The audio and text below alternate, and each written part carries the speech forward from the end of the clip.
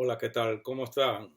Dios les bendiga. Soy el pastor Teódulo Cañizares Iglesias y por la gracia del Señor, eh, junto a mi esposa Ileana, pastoreamos la Iglesia Centro Cristiano Emanuel en Lake City, el estado de la Florida.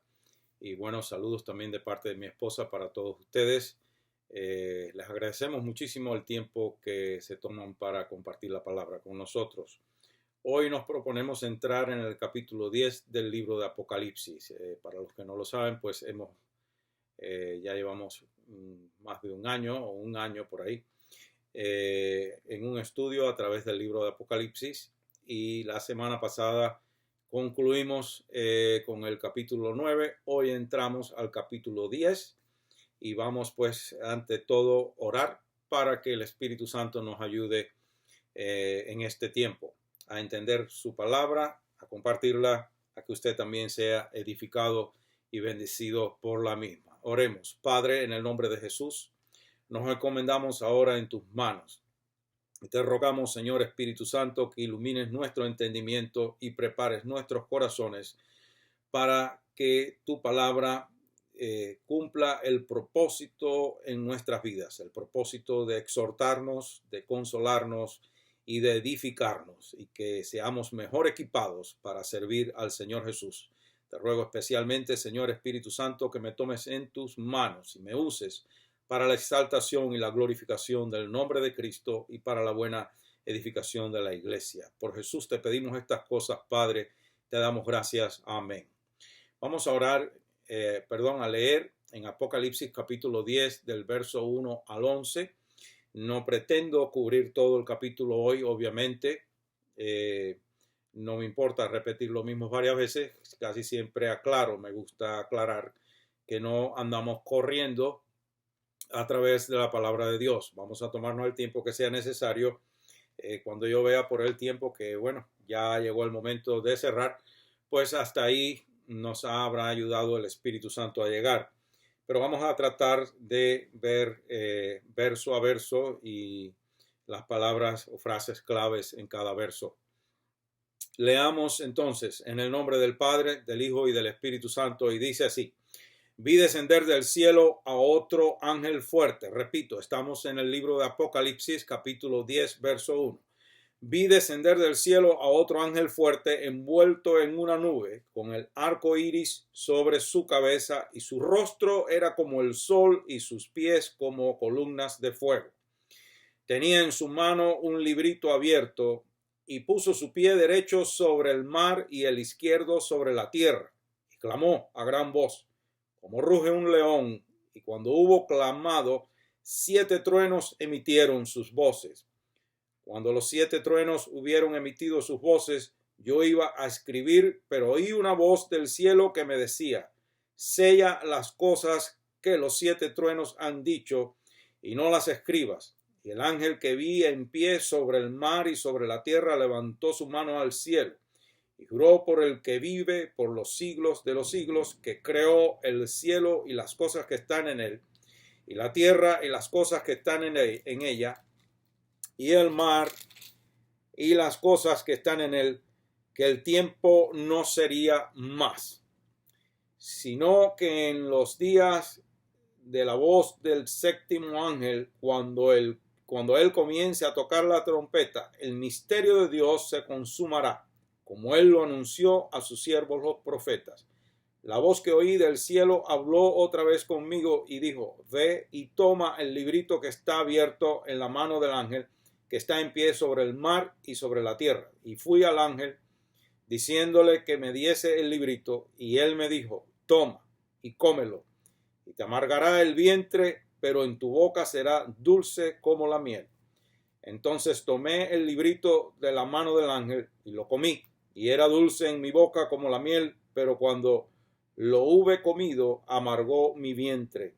Y él me dijo: es necesario que profetices otra vez sobre muchos pueblos, naciones y lenguas. Bueno, pues hemos llegado a otro, lo que se conoce como un paréntesis o una pausa, una tregua dentro del proceso de la gran tribulación. Si usted recuerda, o los que están llevando o siguiendo este estudio, ya sea virtual o en la iglesia, pues nos reunimos un domingo sí y uno no, al aire libre. Si usted recuerda, nos encontramos con una de estas pausas, o la primera que encontramos realmente fue entre el sexto y el séptimo sello, y ahora nos encontramos con esta otra tregua entre la sexta y la séptima trompeta. Quizás haya par de razones por las cuales Dios permite estas pausas dentro del proceso de la gran tribulación. Una de ellas pudiera ser para demostrar quién está en control. Porque al leer estos capítulos, e inclusive en el mundo que estamos viviendo hoy día, si tomamos en cuenta todo lo que está ocurriendo, cualquiera pudiera pensar que el pecado, la maldad, Satanás, el mundo de las tinieblas está en control. Pero yo quiero que usted sepa que el Señor, el Dios todopoderoso y eterno, Él es quien está en control. El Señor Jesucristo está en control.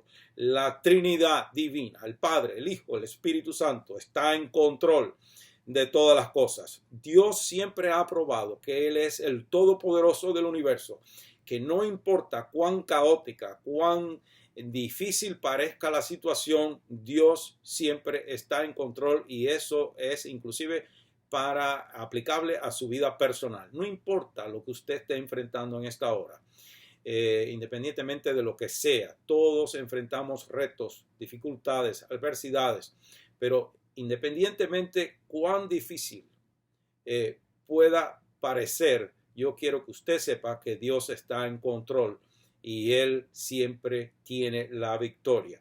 Entonces, Dios quiere eso. Eso es una de las otras razones, o de una de las razones por la que Dios permite estas pausas dentro del proceso de la gran tribulación. Además de eso, yo creo que Dios permite esta pausa para que nosotros refresquemos un poco en medio del caos que hemos venido estudiando durante la gran tribulación, y enfoquemos de nuevo nuestros ojos en el Señor Jesucristo, quien vuelve a aparecer de pronto en medio de este escenario aquí delante de nosotros, demostrando su infinito poder y su gloria eterna.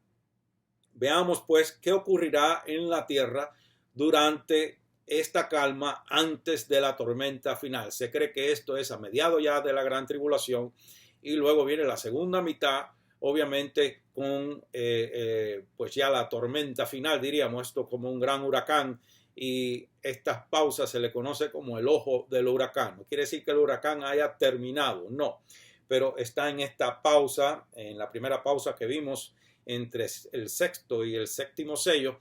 Dijimos que era una tregua de gracia, en la cual vimos también cómo Dios hace una gran cosecha de almas a través de la predicación de los 144,000 judíos evangelistas que seguirán hacia adelante. Obviamente lo volveremos a ver en otros capítulos. Entonces, en el verso 1, en este verso 1, dice aquí que Juan ve un ángel fuerte descender del cielo. Algunas personas creen que este ángel fuerte pudiera ser el arcángel Gabriel o el arcángel Miguel, cuyo nombre significa se ve como Dios. Algunos lo traducen, algunos dicen igual a Dios, pero yo quiero que usted sepa que igual a Dios no existe nadie, ni el más poderoso y maravilloso de los arcángeles o querubines, jamás, ninguno es igual a Dios. Él es único y como Él no hay otro. Pero que se vea como Dios, o que la gloria de Dios se refleje en Él de una manera sobrenatural, pues obviamente puede ser, ¿por qué no? U otro ángel poderoso. No sabemos cuántos de estos ángeles poderosos, querubines, arcángeles, etcétera, hay en el ejército del cielo. Esas cosas las sabremos cuando lleguemos allá. Pero bueno, algunos creen que puede ser este tipo de persona. Exactamente no sabemos. Sin embargo, la descripción del verso sugiere o nos hace pensar que ese ángel fuerte pudiera ser el Señor Jesucristo. Antes de entrar de lleno en este asunto, yo quiero pues aclarar el significado de esa palabra ángel con relación al Señor Jesucristo, porque en primer lugar el Señor Jesucristo no es un ángel. Él es el creador de todas las cosas. Él es el creador de lo visible y de lo invisible. Vamos al Evangelio de Juan, Rapidito, por favor, al Evangelio de Juan, capítulo 1, verso 1 al 3. Y dice así: en el principio era el verbo, y el verbo era con Dios, y el verbo era Dios. Obviamente, para los que están menos familiarizados con este vocabulario, el verbo se refiere literalmente al Señor Jesucristo. Este era en el principio con Dios. Todas las cosas por Él, es decir, por el Señor Jesucristo, fueron hechas, y sin Él nada de lo que ha sido hecho fue hecho. Vamos ahora a Colosenses. Colosenses capítulo 1. Versos 15 al 20. Este es el apóstol Pablo, bajo inspiración divina, está hablando específicamente del Señor Jesucristo. Y dice así: Él es la imagen del Dios invisible, el primogénito de toda creación, porque en Él fueron creadas todas las cosas, las que hay en los cielos y las que hay en la tierra, visibles e invisibles, sean tronos, sean dominios, sean principados, sean potestades. Todo fue creado por medio de Él y para Él. Y Él es antes de todas las cosas, y todas las cosas en Él subsisten. Y Él es la cabeza del cuerpo, que es la iglesia, el que es el principio, el primogénito de entre los muertos, para que en todo tenga la preeminencia, por cuanto agradó al Padre que en Él habitase toda plenitud. Por medio de Él reconciliar consigo todas las cosas, así las que están en la tierra como las que están en los cielos, haciendo la paz mediante la sangre de su cruz. Y a vosotros también, que erais en otros tiempos extraños y enemigos en vuestra mente, haciendo malas obras, ahora os ha reconciliado en su cuerpo de carne, por medio de la muerte, para presentaros santos y sin mancha e irreprensibles delante de Él. De manera que estos versos aquí hablan de la divinidad eterna del Señor Jesucristo. No puede ser ángel. Una de las herejías de los testigos de Jehová es decir que el Señor Jesucristo era un ángel. Y está demostrado en la palabra, en muchísimos pasajes de la Escritura, tanto en el Antiguo como en el Nuevo Testamento, que el Señor Jesucristo es el eterno Hijo de Dios. Él es divino. Entonces, aquí la palabra ángel no le identifica como una de esas criaturas, sino en función o en el significado literal de la misma, es decir, como mensajero. Mensajero. Él desciende del cielo a hacer algo que ninguno otro está capacitado para hacer. Si es que este personaje, este ángel fuerte, es el Señor Jesucristo, porque realmente nadie puede afirmar categóricamente que lo es o que no lo es. Es muy difícil decir lo es o no lo es. Podemos, por eso, ver los textos, podemos analizar estas expresiones, estas palabras y deducir, ya sea que lo es o que no lo es, pero no podemos afirmar categóricamente ni afirmarlo ni negarlo, que esa persona que ve en el verso 1 el apóstol Juan descendiendo del cielo como un ángel fuerte, lo sea o no sea el Señor Jesucristo.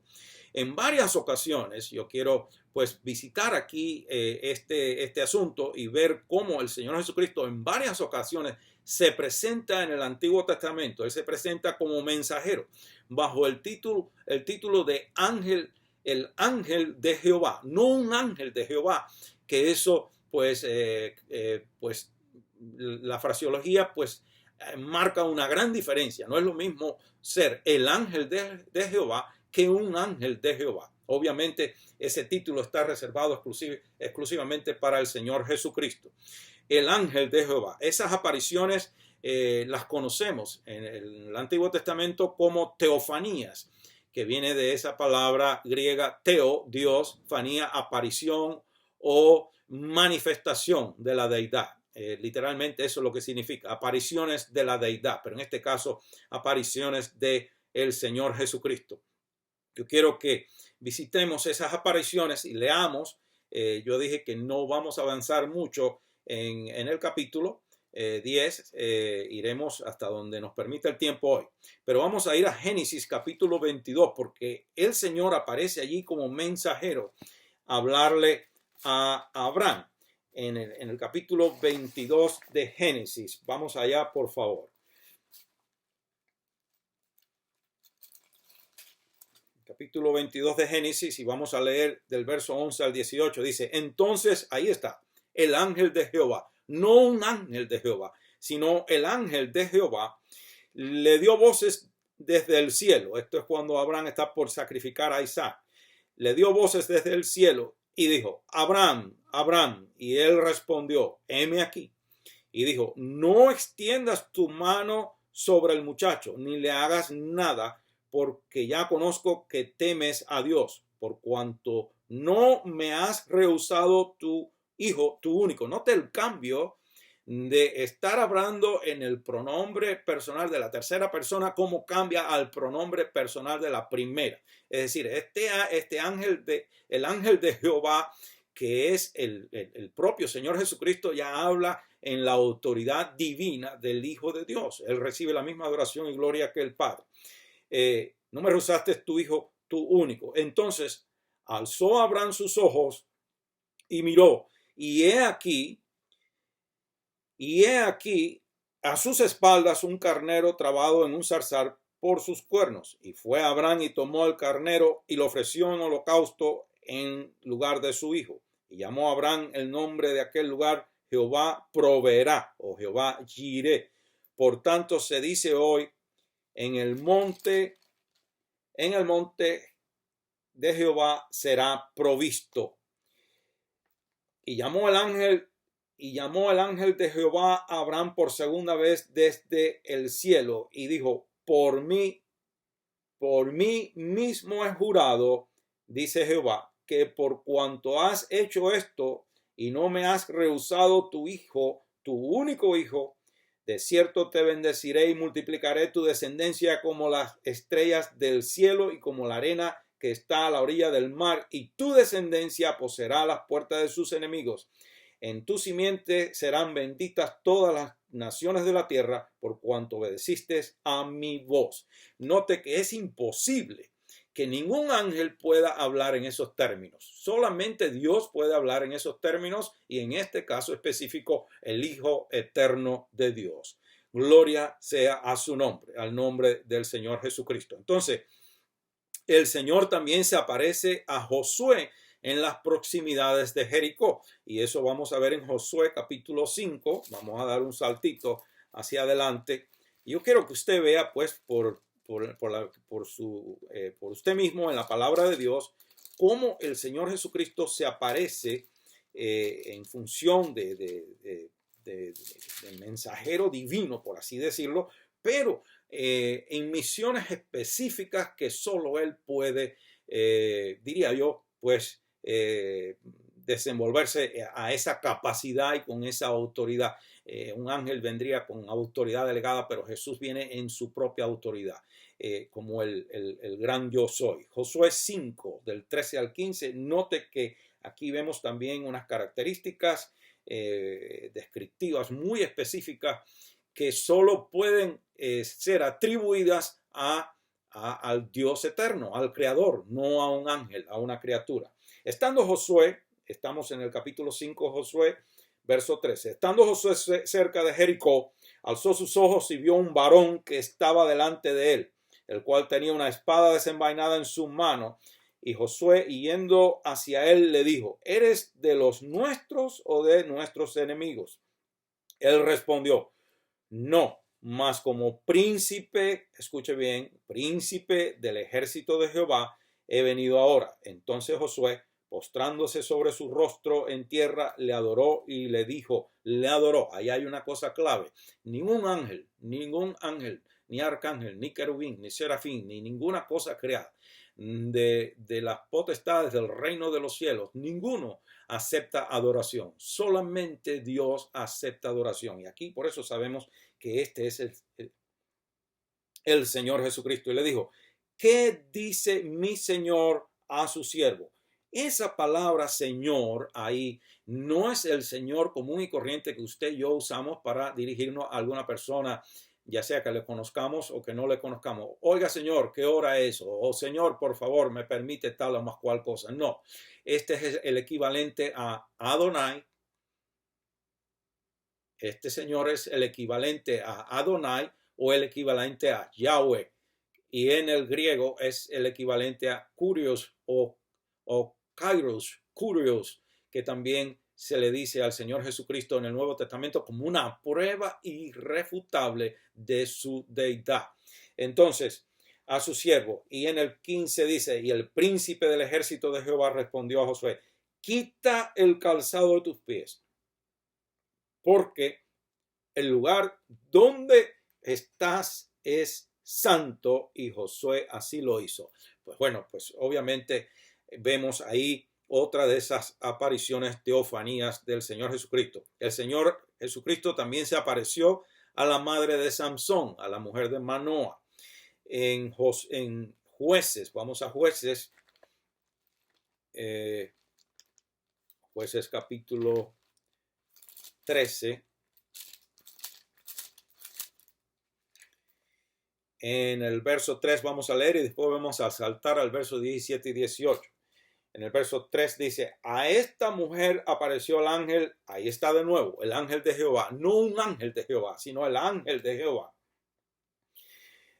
Y le dijo, he aquí que tú eres estéril y nunca has tenido, hijos, pero concebirás y darás a luz un hijo. Vamos al verso 17 ahora. La historia es maravillosa. Si tuviéramos tiempo la leíamos completa, pero se la dejo a usted por si quiere leerla como asignación. Es una historia maravillosa. Entonces, en el verso 17, después de todo lo que ha sucedido, entonces dijo Manoa al ángel de Jehová, ¿cuál es tu nombre para que cuando se cumpla tu palabra te honremos? Y el ángel de Jehová respondió, escuche bien, ¿por qué preguntas por mi nombre que es admirable? Que es admirable. Si usted va a Isaías conmigo, a Isaías capítulo 9, esto es una profecía del profeta Isaías, 750 años antes de la primera venida del Señor Jesucristo. Dice, porque un niño nos es nacido, hijo nos es dado, y el principado sobre su hombro, y se llamará su nombre admirable, consejero, Dios fuerte, Padre eterno, príncipe de paz. Ahí lo tenemos, el príncipe del ejército, de los ejércitos de Jehová, a Josué. Aquí tenemos admirable, que es el nombre que él le acaba de decir al esposo, es decir, a Manoa, el padre de Samsón. Admirable, si usted se imagina, por ejemplo, admirable, la única manera que podemos explicar ese nombre es que usted sume todas las cosas sumamente admirables en la creación, ya sean creadas por Dios o hechas por el hombre, todo lo más maravilloso en el universo, todo eso palidece en comparación con nuestro Señor Jesucristo. ¿Por quién es Él? Por lo que Él vino a hacer por usted y por mí, por lo que está haciendo por nosotros y por lo que hará por nosotros y por toda la maravilla incalculable de su gloria. Ese es un ser infinitamente admirable. El nombre en sí, admirable, es algo que no tiene una traducción, es algo que deja al ser humano sin aliento, sin palabras. El vocabulario humano no encontrará jamás las palabras más adecuadas para poder dar una explicación clara, tangible de lo que es este nombre. Ese nombre lo encierra todo y va mucho más allá de nuestro entendimiento. Entonces ahí le vemos a él hablando con esta gente. El Señor también estuvo con Sadrach, Mesach y Abednego en el horno de fuego. Ahí tendremos que ir al libro de Daniel y capítulo 3 de Daniel. Capítulo 3 de Daniel, verso 23 al 25. Y dice, y estos tres varones, Sadrach, Mesach y Abednego, cayeron atados o fueron tirados ahí dentro del horno de fuego ardiendo. Entonces el rey Nabucodonosor se espantó y se levantó apresuradamente y dijo a los de su consejo: ¿no echaron a 3 varones atados dentro del fuego? Ellos respondieron al rey: es verdad, oh rey. Y él dijo: he aquí, yo veo 4 varones sueltos que se pasean en medio del fuego sin sufrir ningún daño, y el aspecto del cuarto es semejante al Hijo de los dioses. Obviamente este hombre dijo lo que él podía decir en su capacidad, pero es obvio que está diciendo: este es el Hijo del Dios eterno. Entonces, ¿cuál es mi propósito con este largo preámbulo? Pues, si el Señor Jesucristo apareció en aquellas ocasiones, ¿quién le puede impedir que Él aparezca las veces que Él quiera en este capítulo también? Y vamos a ver por qué yo estoy diciendo eso. Es decir, Él es el mismo ayer, hoy y por los siglos. Un excelente expositor bíblico, es un gran siervo de Dios, es una eminencia, es una enciclopedia bíblica. Yo le admiro y le respeto muchísimo. Él argumenta que si este ángel fuerte fuera el Señor Jesucristo, eso complicaría las cosas, porque esta obviamente sería su segunda venida y entonces él tendría que venir una tercera vez. Pero nosotros sabemos o debemos recordar que la segunda venida del Señor Jesucristo, según la palabra de Dios en Apocalipsis, dice que todo ojo le verá, todo ojo le verá. Y esta visión le fue mostrada exclusivamente a Juan. Es decir, que no todo el mundo está viendo este ángel fuerte que menciona aquí el primer capítulo del verso del capítulo 11 de Apocalipsis, donde dice que ve este ángel fuerte descender del cielo. Vi descender del cielo a otro ángel fuerte. Pues esto lo ve solamente Juan. Además, nosotros no podemos, como dije, limitar las salidas y las entradas del Señor. Él es el Dios todopoderoso, es el creador del universo, Él puede hacer como Él quiera. Y entonces, ¿a qué lugar o cuál sería el orden numérico que le asignaríamos a la venida del Señor cuando se le apareció, por ejemplo, a Pablo en las proximidades de Damasco?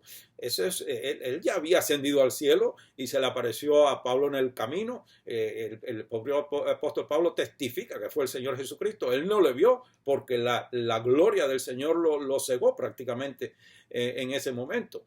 Pero, es decir, no podemos decirle al Señor qué va a hacer o qué no va a hacer. Ese mismo expositor bíblico, que repito, lo admiro muchísimo y he aprendido muchísimo de él, tiene otro argumento y muy válido. Él dice que la palabra otro, ahí en esa frase, a otro ángel fuerte, esa palabra otro es traducida del griego alon o alos, que complica un poco las cosas también. Si nosotros decimos que este ángel fuerte es el Señor Jesucristo, entonces esto lo complica, porque esa diminuta palabra otro literalmente alude o quiere decir otro ángel idéntico a los demás, o otro ángel como el resto de los demás, de manera que lo pone como un ángel, una criatura. Y vuelvo a repetir, el Señor Jesucristo no es un ángel, Él es el creador de todas las cosas, Él es el creador de lo visible, de lo invisible y de lo visible. Ahora bien, por mucho peso que tenga la palabra otro, alon o alos del griego, debemos considerar entonces cuánto más peso podrán tener las frases descriptivas que vemos en estos versos. A partir del verso 1 en adelante vemos muchísimas frases descriptivas aquí que nos hace pensar que este ángel fuerte puede ser el Señor Jesucristo. Vamos a examinar algunas de estas, y yo no estoy diciendo por nada del mundo que tiene que ser Él.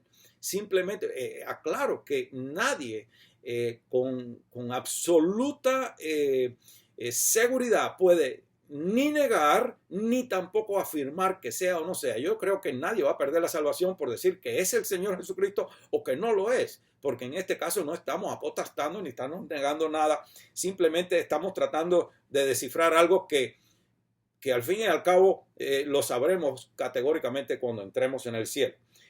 Podemos debatir sobre esto el resto de la vida y no acabamos de poder dar una conclusión completa del asunto. El primer verso, por ejemplo, en estas frases descriptivas, vamos a ver cuánto peso, hacia dónde se inclina aquí la balanza, hacia a la frase que identifica a otro ángel, es decir, otro ángel como los demás, o estas frases descriptivas.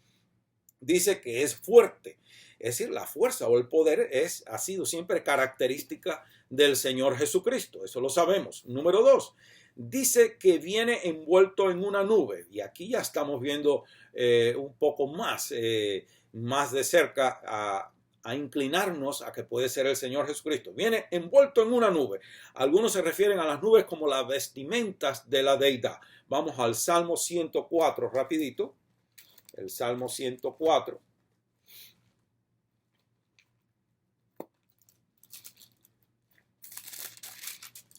Salmo 104, verso 1 al 3 dice: bendice alma mía a Jehová. Jehová, Dios mío, mucho te has engrandecido, te has vestido de gloria y de magnificencia. El que se cubre de luz como de vestidura, que extiende los cielos como una cortina, que establece sus aposentos entre las aguas, el que pone las nubes por su carroza, el que anda sobre las alas del viento. Quizás esto pueda ser una descripción poética de lo que se conoce como la Shekinah de Dios, la Shekinah de Jehová.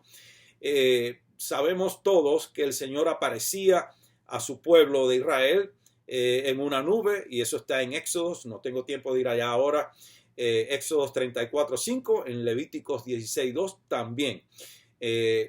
Por las escrituras sabemos que en el día de su ascensión una nube le recibió. Vamos a Hechos, porque no quiero pasar esa por alto. Vamos a Hechos capítulo 1. Hechos 1:9.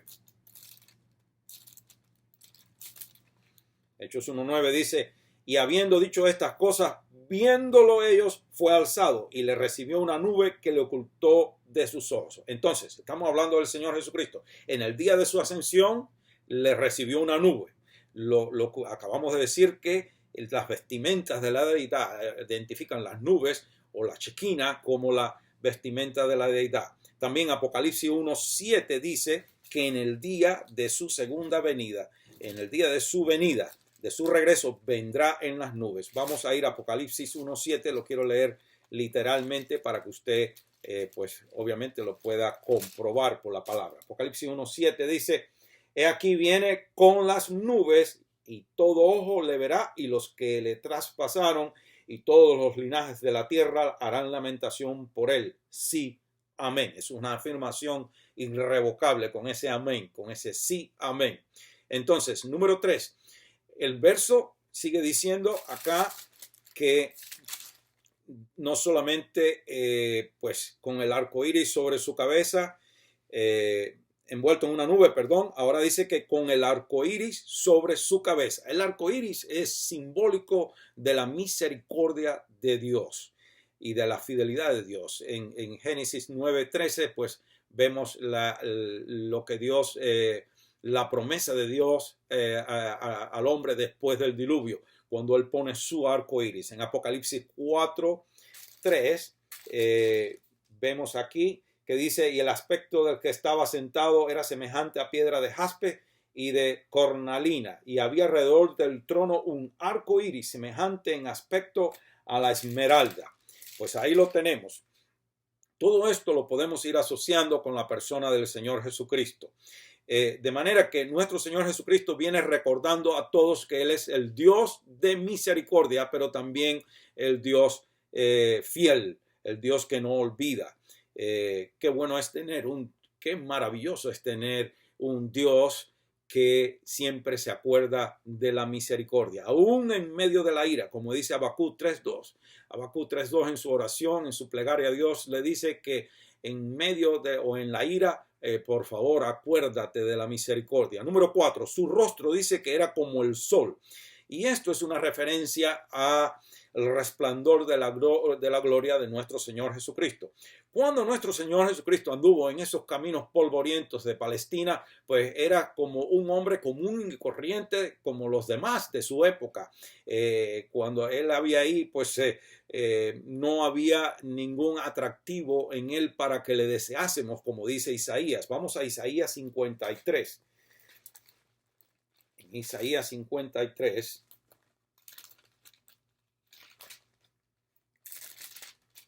Y verso 3, verso 2 al 5. Subirá cual renuevo delante de él y como raíz de tierra seca. No hay parecer en él, ni hermosura. Le veremos, mas sin atractivo para que le deseemos. Despreciado y desechado entre los hombres, varón de dolores, experimentado en quebranto. Y como que escondimos de él el rostro, fue menospreciado y no lo estimamos. Y eso es una descripción al pie de la letra de lo que sucedió con nuestro Señor Jesucristo en los días de su carne aquí en la tierra. De manera que en los días de su carne, su gloria, esa gloria celestial que siempre tuvo, que nunca dejó de ser divino para ser humano, ni ha dejado de ser humano para ser divino, esa gloria celestial se ocultaba en su cuerpo terrenal. Pero según Mateo y los otros evangelios también, un día la gloria que llevaba escondida por dentro en ese cuerpo terrenal se manifestó a tal extremo que resplandeció como el sol en su plenitud. Y eso está en Mateo 17. También se lo tengo que leer, por favor. Ya voy a ir cerrando en unos minutos. Mateo capítulo 17.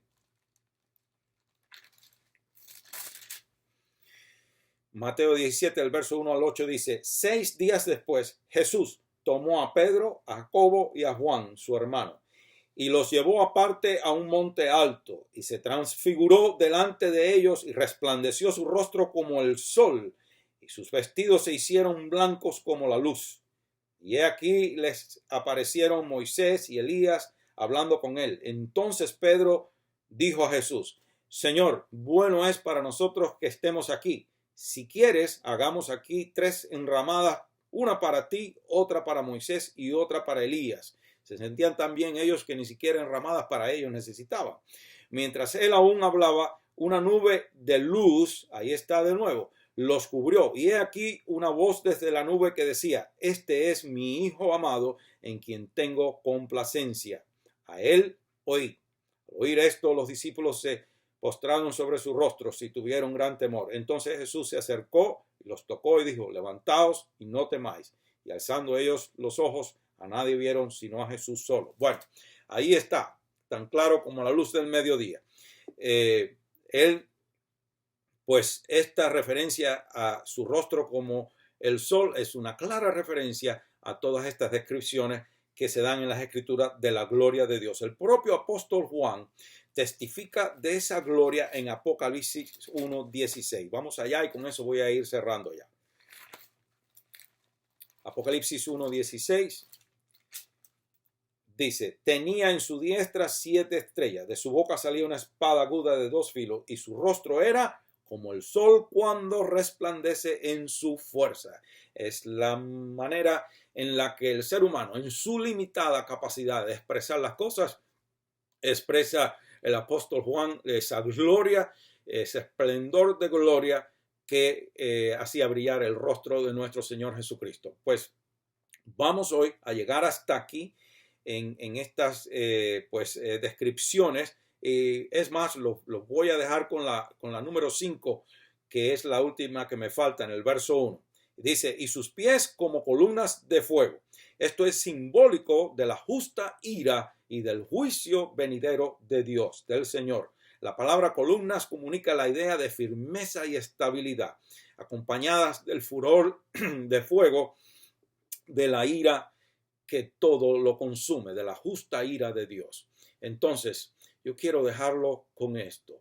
Si usted aún no ha reconocido al Señor Jesucristo como su único Señor y Salvador personal, hágalo hoy. Escape de la ira venidera. El Señor Jesucristo vino a dar y dio su vida por usted y la mía. Derramó su sangre preciosa para que usted y yo no tengamos que recibir en nosotros la justa retribución de la ira de Dios que vendrá sobre todo pecador que ha rechazado la gracia salvadora que Él ha ofrecido a través de su Hijo. Dígale hoy: Señor Jesucristo, yo quiero entregarte mi vida. Quiero que tú seas mi único Señor y Salvador personal. Me rindo a ti, me arrepiento de todos mis pecados y te ruego que me limpies con tu sangre preciosa. Haga eso y nunca se arrepentirá. Y para ustedes que ya sirven al Señor Jesucristo, pues búsquenle cada día de más íntimo corazón y propónganse en sus corazones caminar cada día más agarrados de la mano del Señor, más íntimamente relacionados con Él, porque la venida del Señor está a las puertas. No podemos decir que ya va a ser en el próximo minuto ni el año que viene. No podemos dar una fecha, pero sí sabemos que en cualquier momento puede suceder y debemos estar listos. Que Dios les bendiga a todos, los guarde bajo el poder de su fuerza y los guíe por medio de su Espíritu Santo. Saludos y muchas bendiciones y muy agradecido de su tiempo. Hasta luego.